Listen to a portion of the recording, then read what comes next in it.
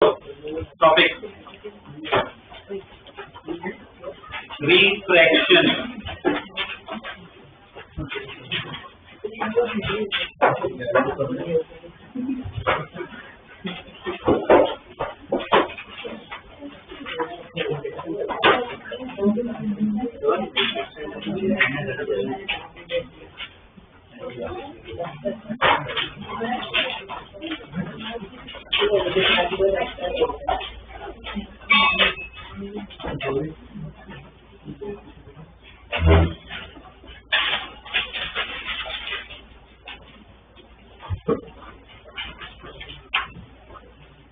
Refraction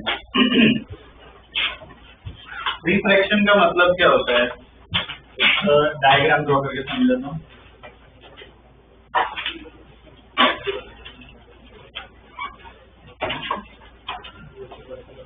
okay, ये boundary है। यहाँ पे एक मीडियम हो सकता है, यहाँ पे दूसरा मीडियम, मतलब ऐसे वाटर, ग्लास, एयर, कुछ भी हो सकता है, बस एक सेपरेशन। ठीक है, मीडियम है। अब इंसिडेंट रे ऐसे आ रही है, यहाँ पे नॉर्मल बना देते हैं। अगर रे इधर उधर ही वापस जाती है इसी मीडियम में, तो उसको क्या कहते हैं? रिफ्लेक्शन, जो हमने पढ़ ली है। रिफ्लेक्शन का मतलब क्या? अब रे है ना, इधर दूसरे मीडियम में, दूसरे मीडियम में आती है तो इसी पाथ पे नहीं जाती, इससे बेंड हो जाती है, बेंड हो जाती है। इसको क्या कहते हैं? रिफ्लेक्शन। ठीक है, अब वापस एक और डायग्राम यहाँ पे बनाता हूँ।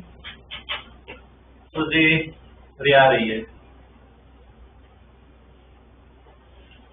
रे आ रही है। अब इसमें देखो तो ये जो बेंडिंग हो नॉर्मल की तरफ हुआ, जरूरी थोड़ी है नॉर्मल की तरफ हो, दूर भी हो सकता है। बेंडिंग दो टाइप आते हैं। अब कैसे पता चलता है इसमें? तो यहाँ पे रिफ्रैक्शन में कैसे पता चलता है वो स्टडी करते हैं। ठीक है, इसमें ना रिफ्रैक्टिव इंडेक्स वाला पार्ट आता है, वो सब मैं लिखवा देता हूँ। तो ये दो तरीके हमें समझ में आएंगे कि क्यों टुवर्ड्स हो सकता है या अवे हो सकता है। ठीक है, दोनों केस आते हैं उस तरीके से। पर बेसिकली दूसरे मीडियम में लाइट एंटर हो तो उसे क्या कहते हैं? रिफ्रैक्शन। ठीक है, पहले डेफिनेशन लिख लो इसका। When light is incident on a surface, when light is incident on a surface separating two mediums,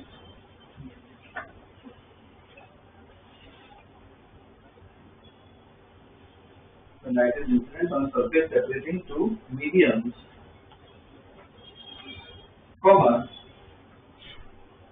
it bends towards or away from the normal. It bends towards or away from the normal when it enters the other medium. When it enters the other medium. When it enters the other medium. ठीक है, full stop. This is called refraction. This is called refraction. ठीक है, ये basic definition है refraction. एक और definition लिखवा रहा हूँ, वो है ना, मैं काम आएगा इसमें। रिफ्रैक्शन में लिखो next definition, refractive index. Refractive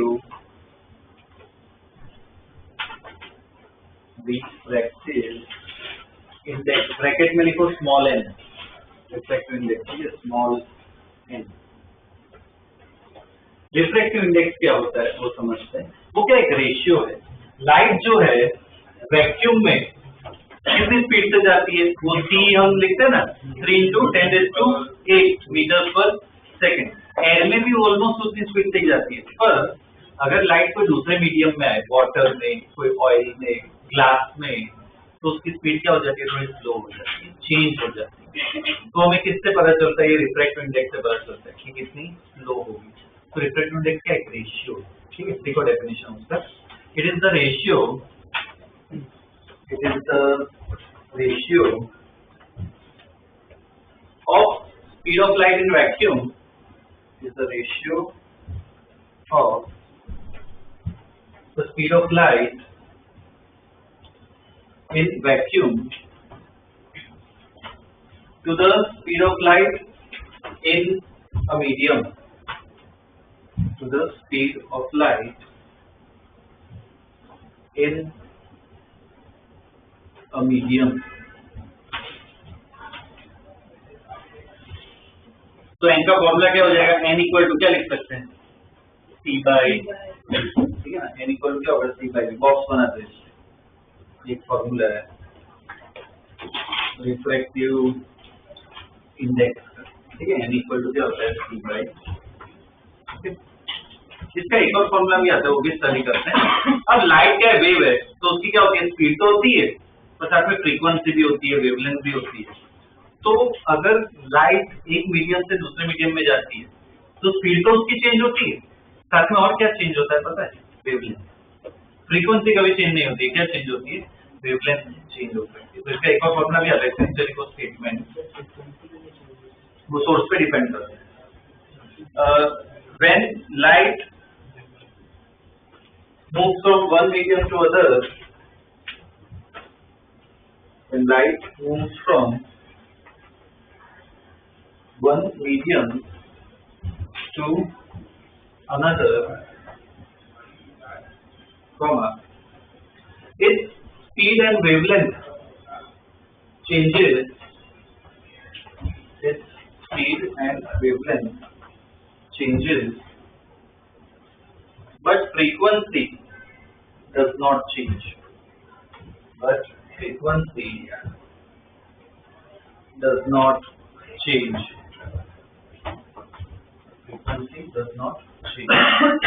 तो इसमें ना एक और फॉर्मूला मैं लिखवा देता हूँ। ये T, ये स्पीडी है, तो उसमें क्या लिख सकता हूँ? Frequency into wavelength.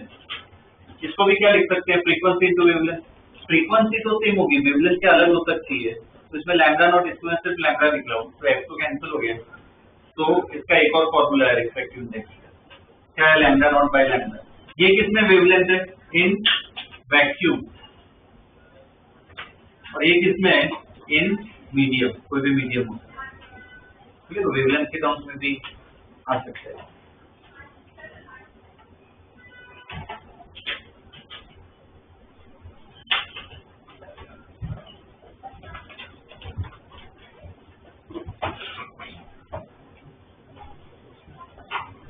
ठीक है, ये दो फॉर्मूला देख लिया, ठीक है। इसके बेस पे कुछ बेसिक क्वेश्चन एक दो करवा देता हूँ, बाद में मेन वो रिफ्रेक्शन पे आते हैं, ठीक है। मेन फॉर्मूला लिखो, क्वेश्चन लिखो।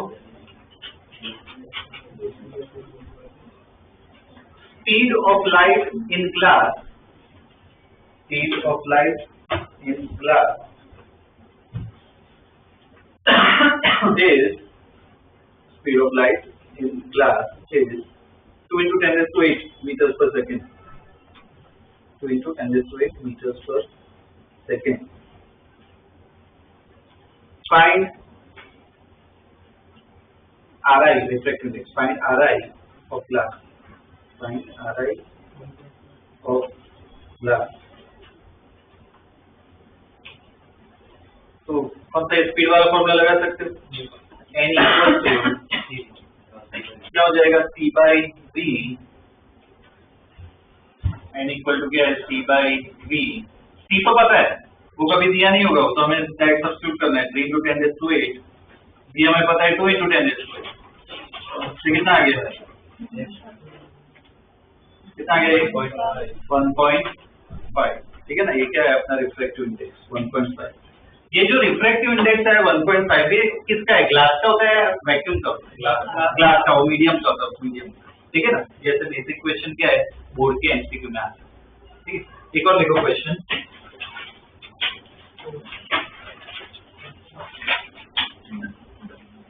wavelength of light, wavelength of light in vacuum, wavelength of light in vacuum is 6000 angstrom, is 6000 angstrom. When it enters an oil, when it enters an oil, bracket में लिखो n equal to 1.2, and enters an oil, its wavelength decreases by x. Wavelength decreases by x. ठीक है, full stop. Find x. निकालो.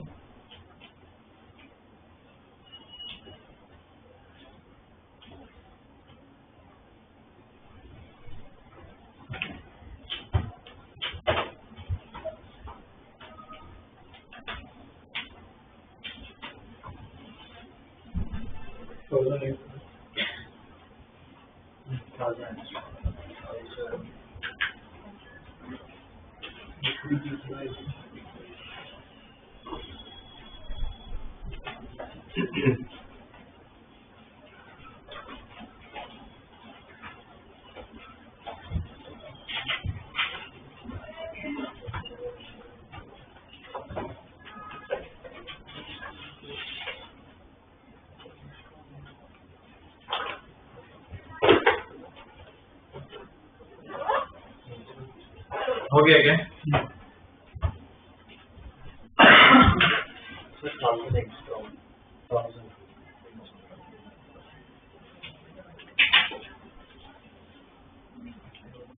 ये जो है कौन सा बनता है,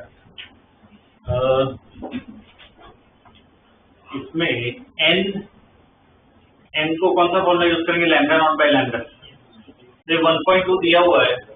लैम्डा नॉट कितना है? 6000. इसको लैम्डा ही रखते हैं. इसको सॉल्व करो तो लैम्डा कितना आएगा? 5000 एंगस्ट्रॉम.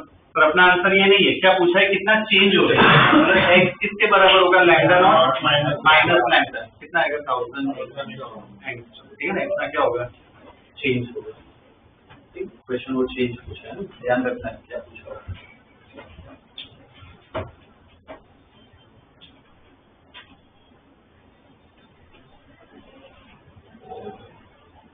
ठीक है. अब इसके ना मेन पार्ट पे आते हैं. ठीक है, स्टडी करते हैं इसको. लिखो laws of refraction. Laws of refraction. Laws of refraction.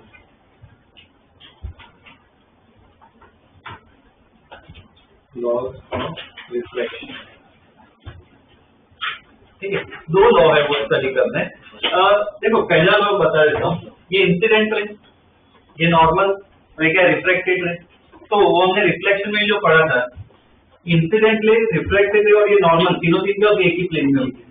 तो रे अगर ऐसे आ रही है तो ऐसे ही जाएगी. रिफ्रैक्ट होके ऐसे या यहाँ कहीं पे नहीं जाएगी. ठीक है ना? सब क्या होगा? एक ही प्लेन में होगा. ठीक है ना? ये पहला लॉ लिख लो.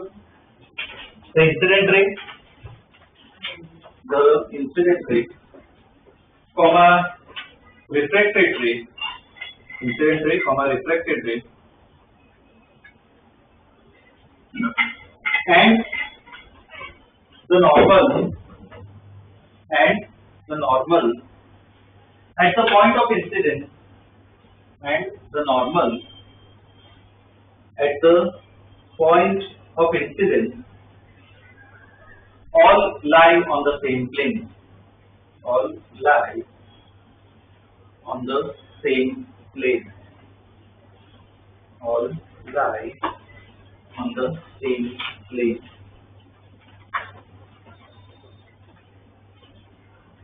ठीक है, ये पहला लॉ था. ठीक है, दूसरा लिखो. The ratio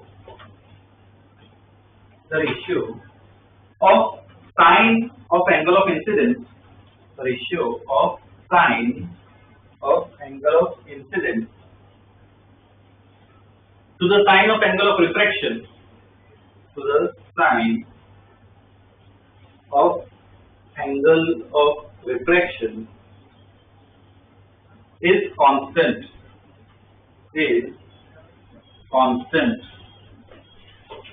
ठीक है, full stop. This is called Snell's law. This is called Snell's law. This is called Snell's law. ठीक है, Snell's law कहते हैं. अब इस डायग्राम पे वापस आते हैं, समझते हैं. ये जो एंगल है ये क्या होगा, एंगल ऑफ इंसिडेंस। ये क्या होगा, एंगल ऑफ रिफ्रैक्शन। अब देखो इसमें बेंड हो रहा है ना, अब समझाता हूँ। इस मीडियम का कुछ रिफ्रैक्टिव इंडेक्स होगा n1, इसका होगा n2। अब अगर n2 की वैल्यू ज्यादा है n1 से तो क्या होता है, नॉर्मल की तरफ में, ठीक है। तो इसकी वैल्यू ज्यादा है, इसकी वैल्यू कम है ना, तो इसको कहते हैं डेंसर मीडियम, इसको कहते हैं रेयर मीडियम।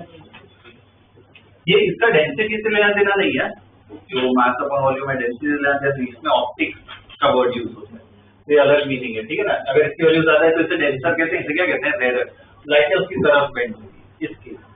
अगर ये इसमें भी सेम, ये आई है, ये एंगल क्या होगा आर, ये n1 या n2। अब इसमें कब होगा, n2 की वैल्यू क्या होगी, कम होगी, तो क्या होती है, अवे फ्रॉम द नॉर्मल। तो इस केस में देखिए तो डेंसर कौन होगा, n1 डेंसर हो जाएगा, ठीक है ना, ये रेयर, ठीक है। और ये जो दूसरा लॉ है, ये लॉ क्या कहता है कि जो रेशियो है, किसका रेशियो, एंगल ऑफ इंसिडेंस और एंगल ऑफ रिफ्रैक्शन, तो साइन का रेशियो क्या रहता है, कांस्टेंट, कांस्टेंट। और वो भी किस पे डिपेंड करना है, वो भी लिख सकते हो, n2/n1 क्रॉस मल्टीप्लाई करो तो क्या है equation, n1 sin r equal to n2 sin r equal to n2 sin r। ये पढ़ी कभी इक्वेशन ना देखे हो तो पहली बार है कि काम की सबसे इंपॉर्टेंट इक्वेशन इसे कहते हैं स्नेल्स लॉ कहते हैं, इजीली पर इस इक्वेशन स्नेल्स लॉ कहते हैं। प्रॉब्लम में यही यूज करने वाला है, n1 sin r equal to n2 sin r, ठीक है। ये ड्रॉ कर लिखिए नहीं,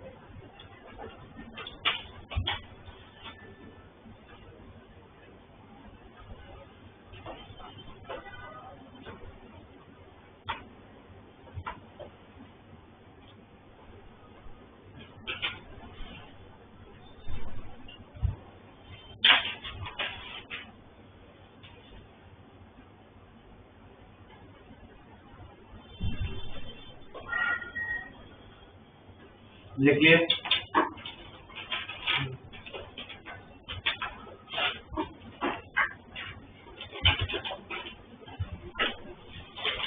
इसमें एक और स्टेटमेंट लिखना है, बाद में प्रॉब्लम्स करेंगे। 4 बना के ना स्टेटमेंट लिखो। इफ एंगल ऑफ इंसिडेंस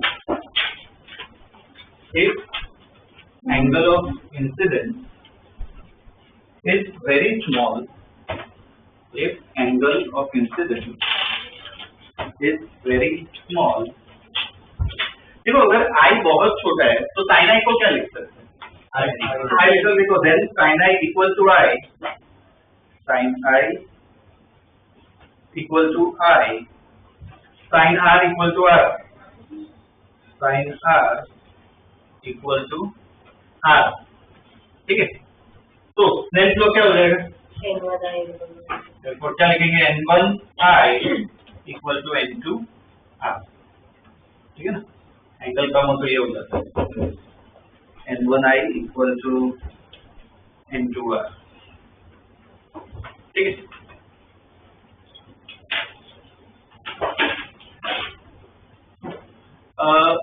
ये क्या कहते हैं, क्वेश्चन दे रहा हूँ, ठीक है, खुद ट्राई करो भी स्नेल तो ये, ठीक है, खुद डायग्राम बना के तो ट्राई कर ही सकते हो। लिखो question, light from vacuum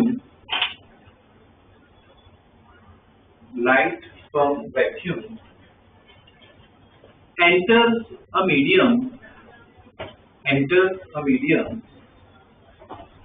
of Ri 1.6, enters a medium of Ri 1.6, enters a medium of Ri 1.6, ठीक है, full stop।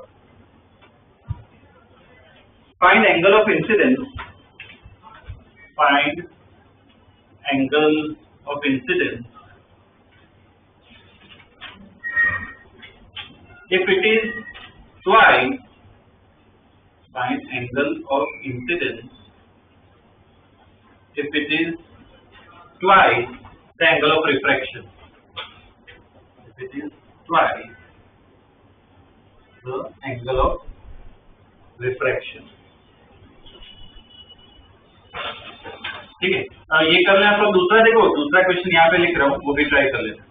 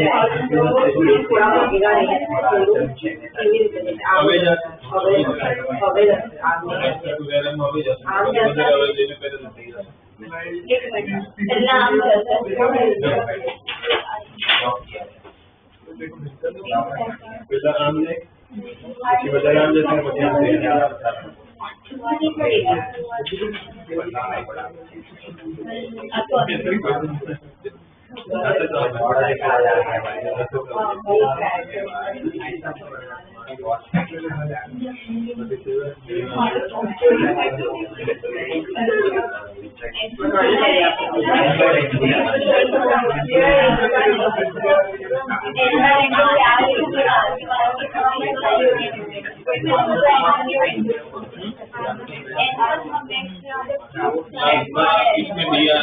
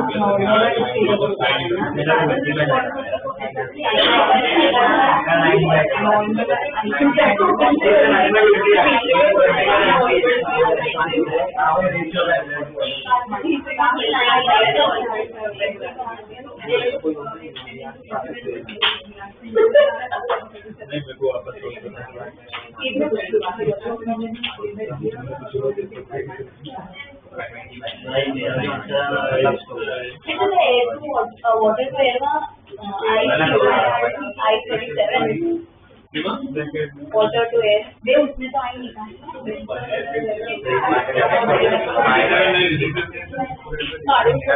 अरे हाँ जरूर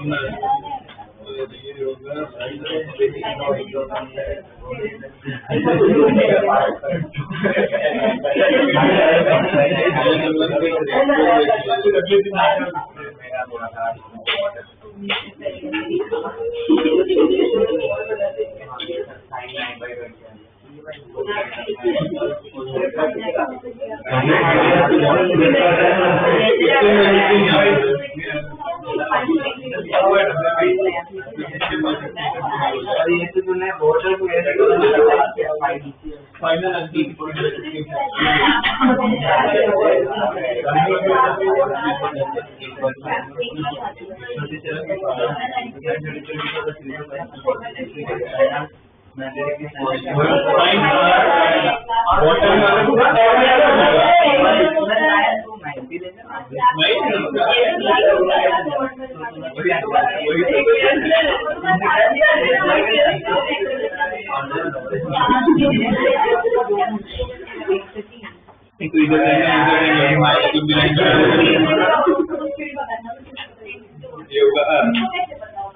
तो इधर से भी सेम नंबर आ तो इधर से 90 तो दिया हुआ ये मीडियम से होने के लिए ये आई है ये तो साइन इज इक्वल टू ये मीडियम लेवल 4/3 ये होगा n2 ये होगा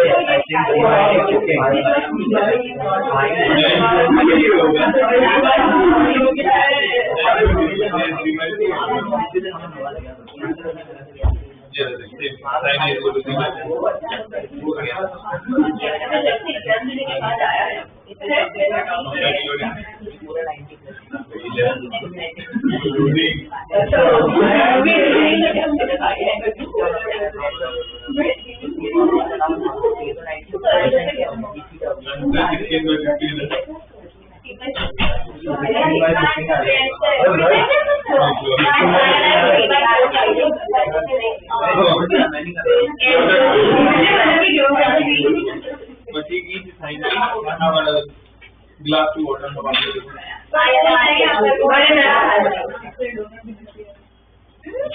वाटर तो जहाँ से एक साइन है के साइन आगे कर अच्छा अच्छा हाँ ये इसका आने को साइन से ऑल्टरनेट क्वेश्चन साइन आई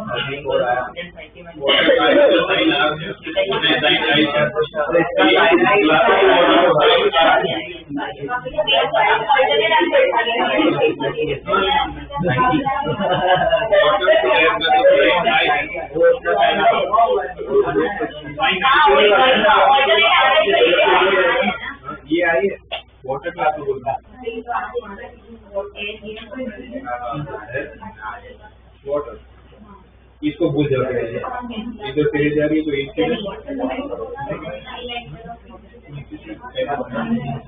वाटर तो ऐसा है तो ये आई ये साइन आई होगी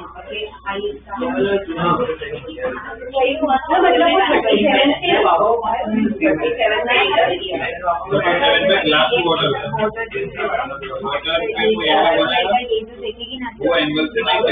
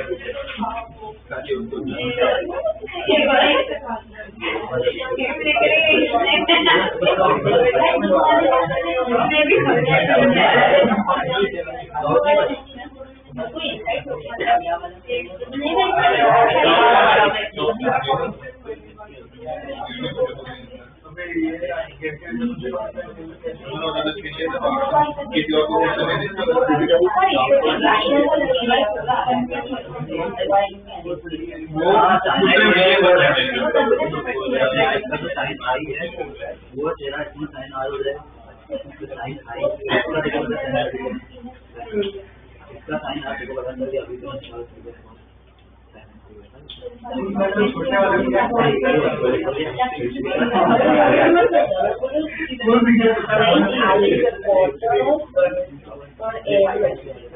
इसमें 3/4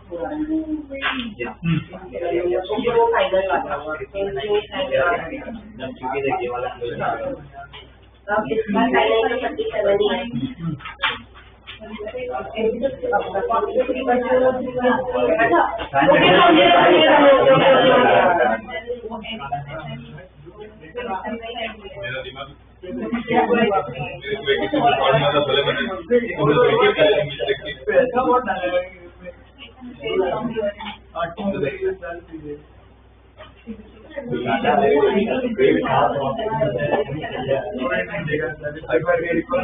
37 ही है।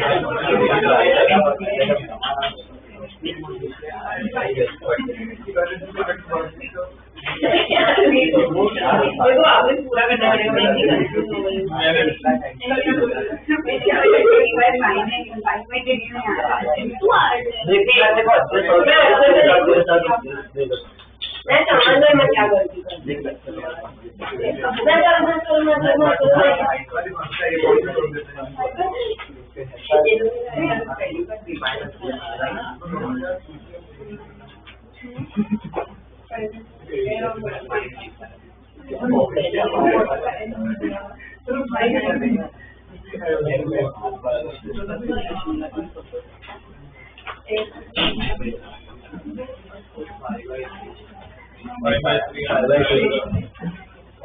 पहला वाला 2 क्वेश्चन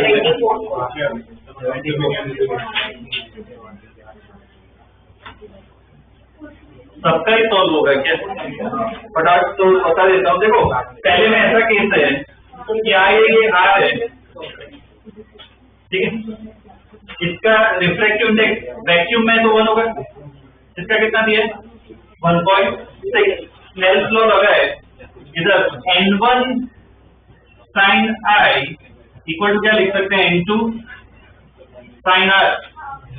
तो और I दिया हुआ है क्वेश्चन में, क्या दिया है कि जो एंगल ऑफ इंसिडेंस है वो क्या है twice of angle of reflection मतलब 2R लिख सकते हैं। तो I की जगह 2R लिख दिया है 1.6 sin R। ये sin 2R को क्या लिख सकते हैं 2 sin R cos R equal to 1.6 sin R। sin R cancel तो 2 cos R इक्वल टू 1.6। तो cos R कितना आ रहा है 4/5। तो R कितना होगा मतलब 37। अब क्वेश्चन में क्या I पूछा है तो I इक्वल टू 2R है, कितना आएगा 74 डिग्री। ये पहले का पहले वाले।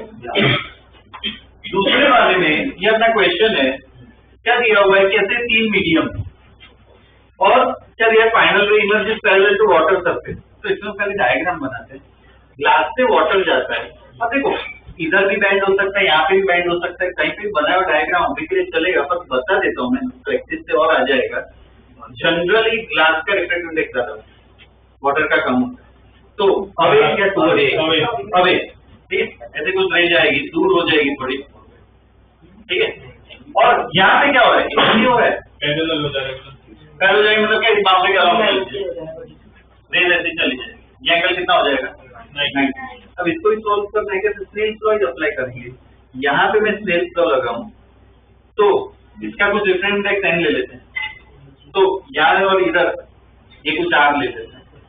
तो यहाँ पे और यहाँ पे स्नेल्स लॉ लगाए तो क्या लिख सकते हैं n sin 37 इक्वल टू यहाँ पे कितना होगा 4/3 sin R।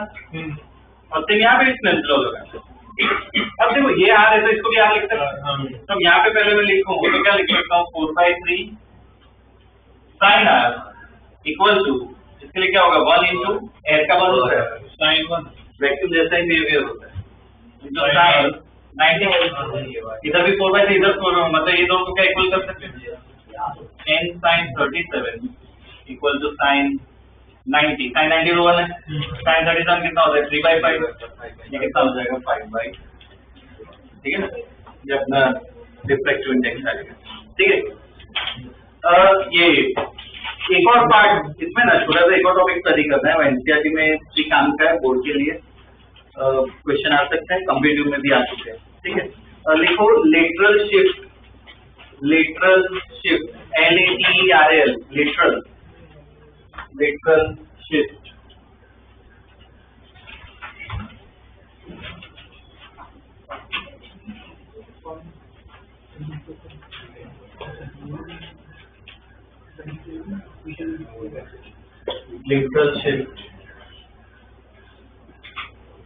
लेटरल शिफ्ट क्या होता है वो भी डायग्राम से समझ लेते हैं।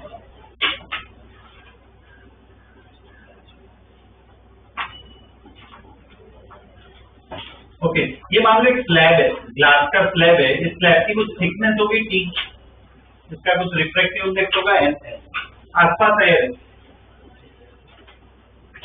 ठीक है। अब सपोज एक इंसिडेंट रे आ रही है, ठीक है, एक इंसिडेंट रे आ रही है, यहाँ पे रिफ्रैक्शन में देखो एयर से कभी भी जाओ मतलब डेंसर में ही जा रहे हो, तो कैसा बेंडिंग करोगे? टुवर्ड्स द नॉर्थ, ये होगा, ठीक है। वापस यहाँ पे रिफ्रैक्शन होगा, अब बता सकते, अब एयर में वापस जा रहे मतलब रेरल में जा रहे, वापस क्या होगा? अवे फ्रॉम द नॉर्मल, ऐसा कुछ हो जाए, ऐसा डायग्राम, ठीक है। अब इसको थोड़ा स्टडी करते हैं। ये एंगल ऑफ इंसिडेंस आई, ये एंगल ऑफ रिफ्रैक्शन आर, ये आ रहा है, इसको भी आप लिख सकते हैं। ये बाहर निकल रहा है तो इसको ना ई से डिनोट करते हैं, एंगल ऑफ इमर्जन ई से निकल रहा है, ठीक है। मुझे इसमें इंटरेस्ट है, ये मुझे जानना है। तो देखो इसमें इधर स्नेल्स लॉ लगा है, फुल स्नेल्स को फटाफट 1 into sin I equal to n into sin R, और सेम यहाँ पे स्नेल्स लॉ लगा है,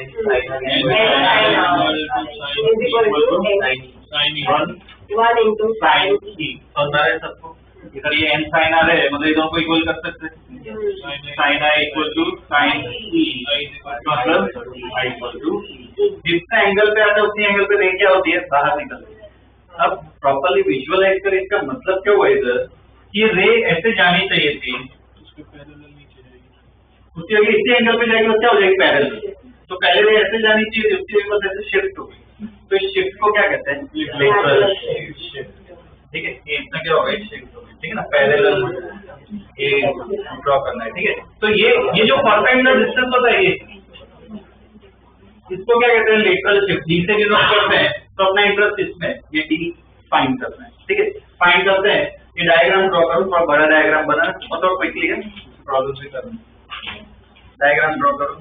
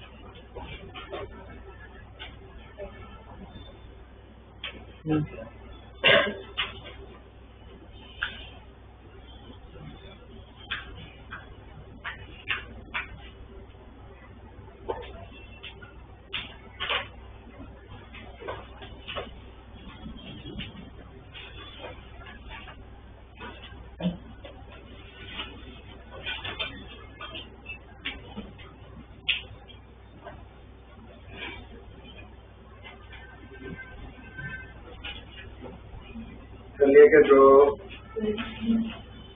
बोलो ठीक है। चलो इसमें ये भी लिख लो ये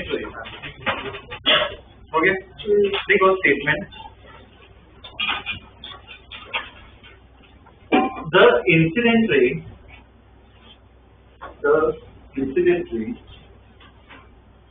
is parallelly shifted.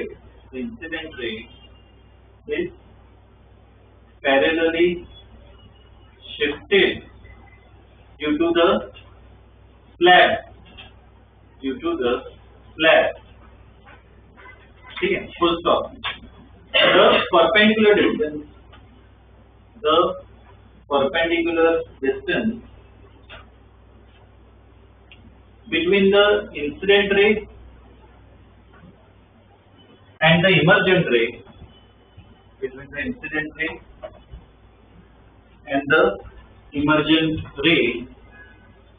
is called lateral shift.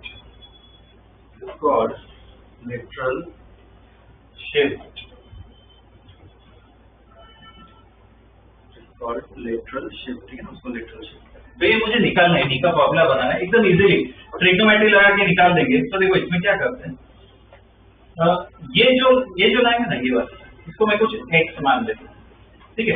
तो पहले इधर ट्रिग्नोमेट्री लगा, इधर ये t है, इसको भी t लिख सकते हैं। तो ये ट्रायंगल पे ट्रिग्नोमेट्री लगा, तो देखो मैं क्या लिख सकता हूँ, cos r को क्या लिख सकते हैं, t by x। इधर से x आ गया t अपॉन cos r। अब है ना, इस ट्रायंगल पे ट्रिग्नोमेट्री लगा, मुझे d निकालना है, ये ट्रायंगल पे ही लगाते हैं। ये एंगल बता सकते हैं, ये I है तो पूरा I होगा, इसमें से ये R है I माइनस R। तो इधर ट्रिग्नोमेट्री लगाते हैं, x और t है, तो क्या लिख सकते हैं, sin I माइनस R किसके बराबर होगा, d by x। मुझे d निकालना है, तो d equal to x sin I minus R। x हमने निकाल दिया है, क्या है, t sin I minus R upon ये तो आ गया है ना, सिंपल ट्रिग्नोमेट्री से आ जाएगा, ठीक है।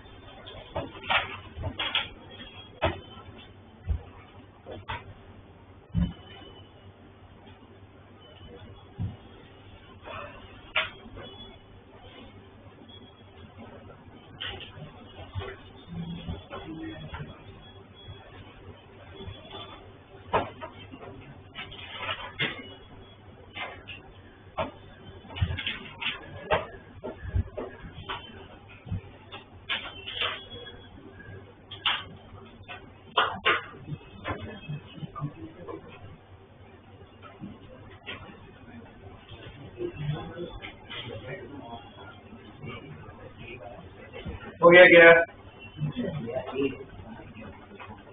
बोलो। ओके, इसके बेस पे कुछ क्वेश्चंस दे रहा हूँ, ठीक है, सेम ट्राई कर लो। लिखो question,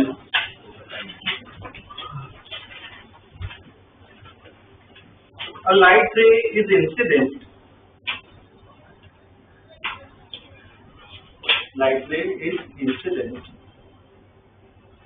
at 60 degree. Light ray is incident at 60 degree on a glass slab of Ri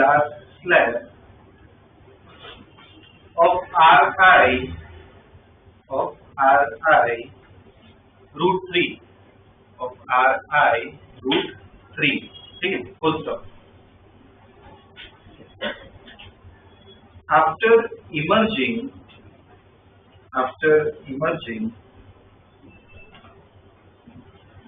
the ray is laterally shifted. The ray is laterally shifted by 4√3 centimeters. By 4√3 centimeters. Okay.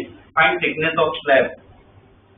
Find thickness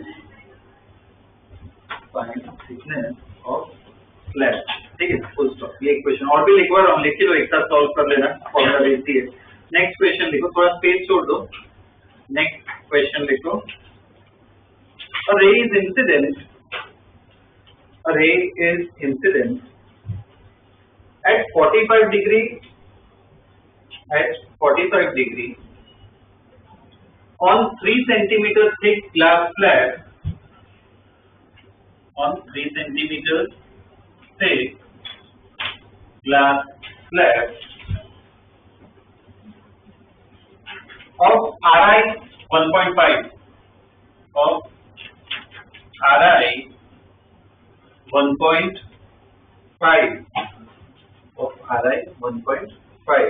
ठीक है. Find lateral shift.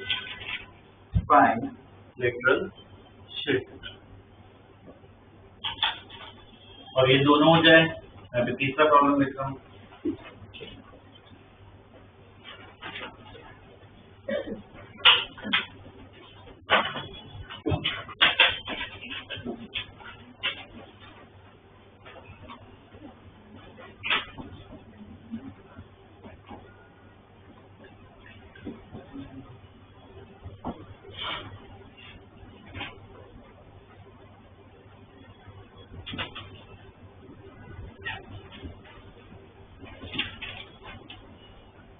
ठीक है, ये try कर लो. Sir इसमें भी distance metre में नहीं, सेंटीमीटर तो उसमें ही था.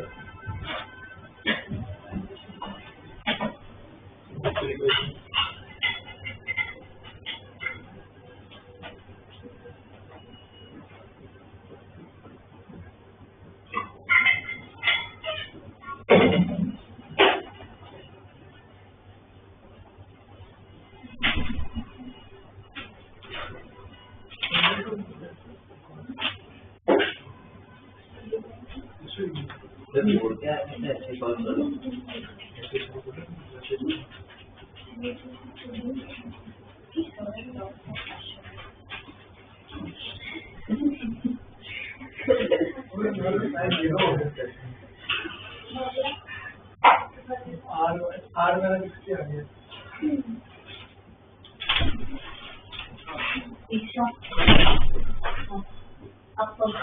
दिया था ना सारे चीज हो जाए.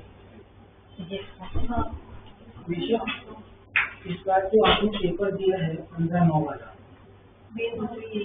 उसका पेपर आपके पास है? Question paper. हाँ, उसमें आंसर चेक करते हो ना.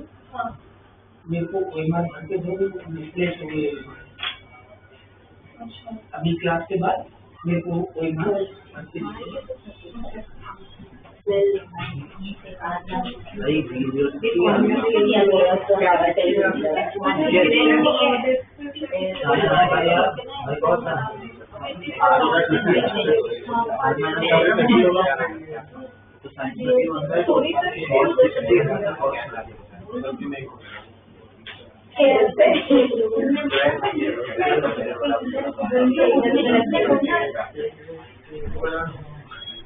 दे दीजिए. ये नहीं अच्छा, वो क्वेश्चन है.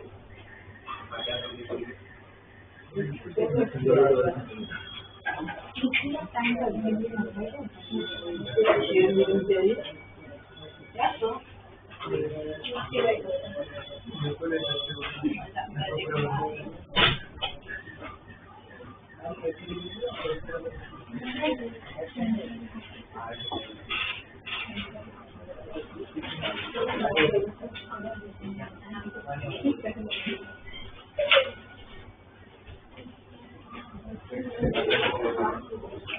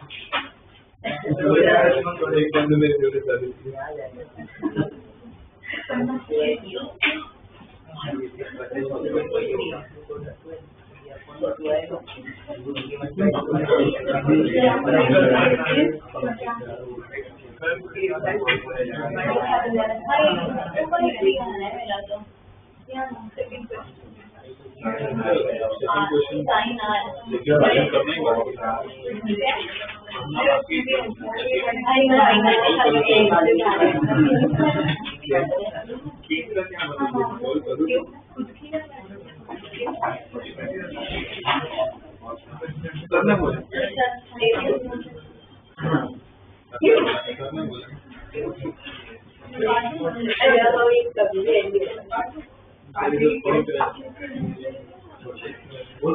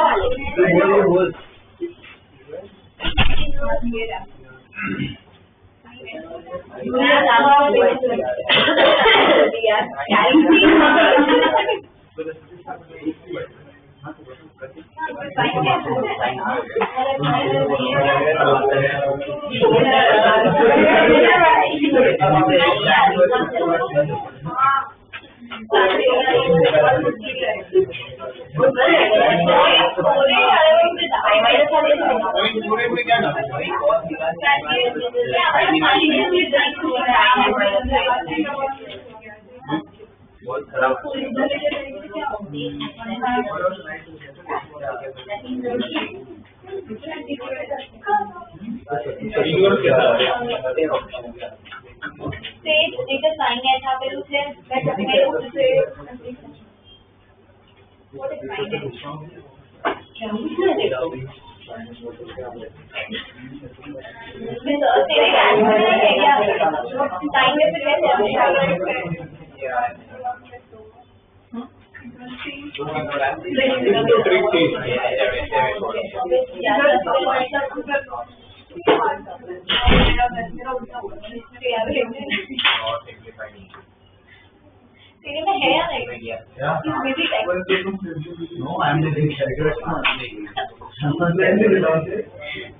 अरे मैं क्या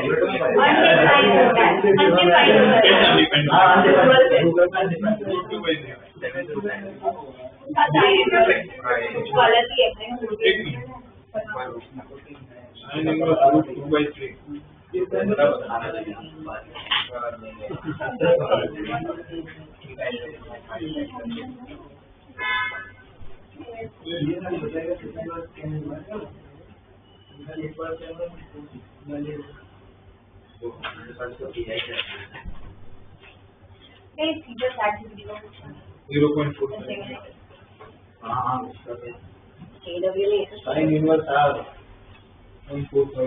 साइन एच यूज करो हाँ तो सेकंड वाले तो इनवर्स में कोई क्या हाँ तो पॉइंट बोला इधर था पॉइंट बोला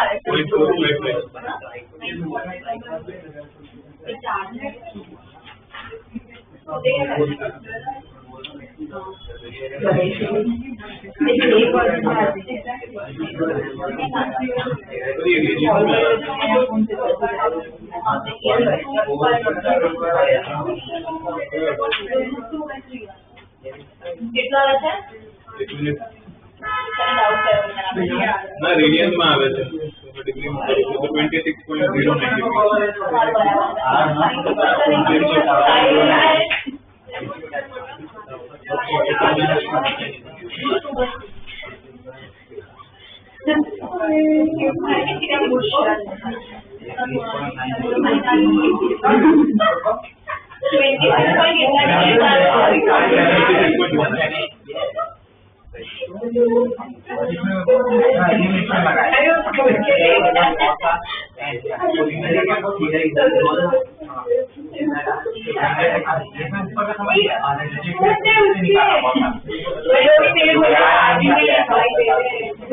क्यों मारा7/3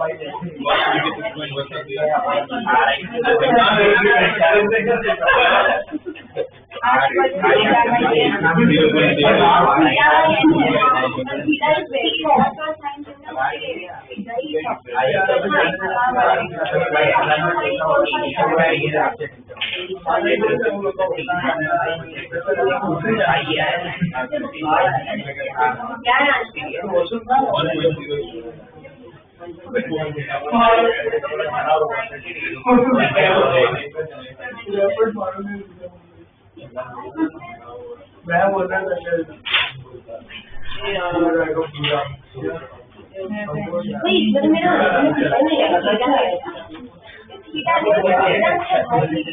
पेपर बोल रहे थीटा अगर आगे की बात तो आगे कैंसिल हो जा रही है ना तो आगे बस थीटा यहाँ पे तो आना देख इसमें स्टॉप एक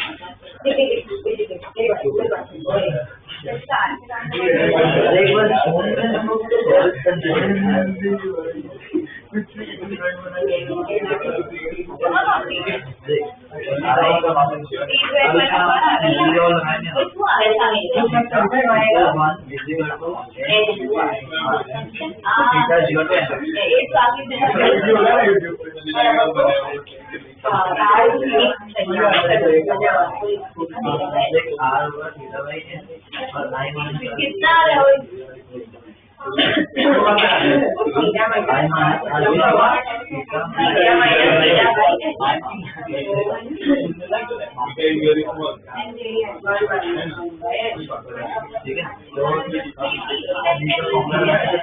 अरे वो कैंसिल करना बाकी है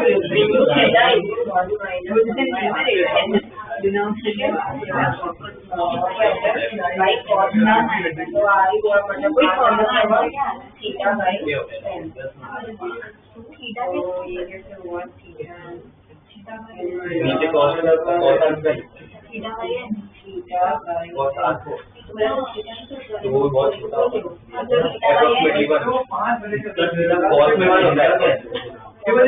साइड में है एंगल बाहर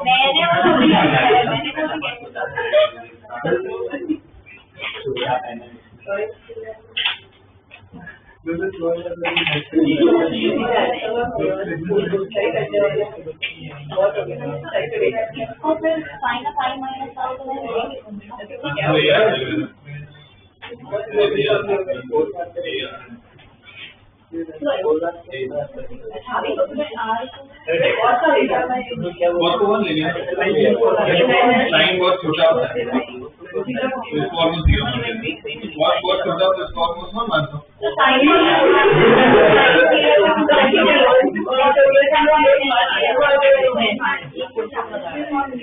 अगर मेरा ऑप्शन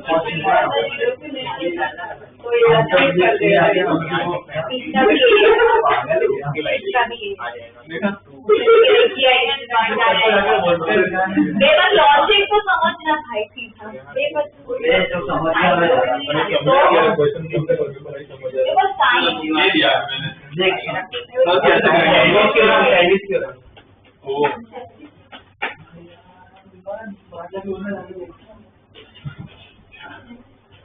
अप्रोक्सीमेशन पे 0 डिग्री के पास और 0 डिग्री निकल जाएगी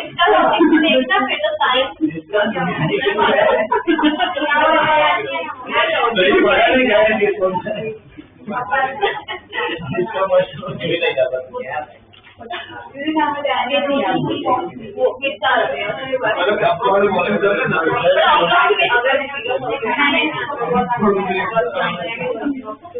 If अगर कोई नहीं ले